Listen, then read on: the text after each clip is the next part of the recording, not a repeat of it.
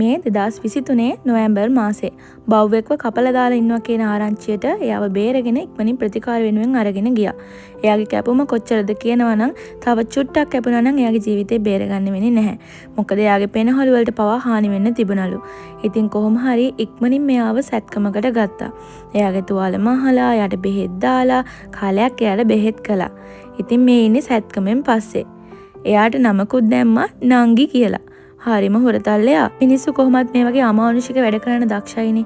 මේ වගේ අහිංසක සත්තුන්ට අත උස්සන්න එපා කියලා හැමදාම ඉල්ලනවා. ඉතින් අද ඉල්ලන්න තියෙනෙත් ඒකමයි.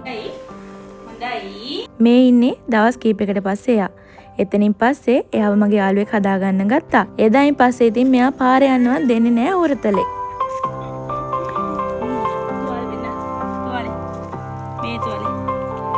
කොහොමද තුවාලේ? හොඳයි. හොඳයි හොඳයි හොඳයි. හොඳටම හොඳයි. හොඳටම හොඳයි.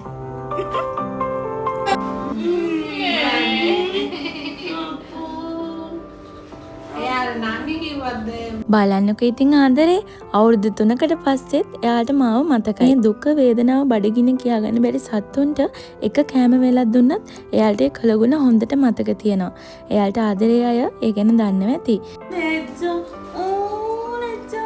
ඉතින් මේ ආදරේ සත්තු එක්කෙනෙක් දෙන්නෙක්ගෙන් නෙවෙයි මම බේරගත්ත බෙහෙත් කරපු රට පුරාවට රීහෝම් කරපු සත්තු 100,000 ගානකගෙන් ආදරේ ලබන්න මම හරි වාසනාවන්තයි.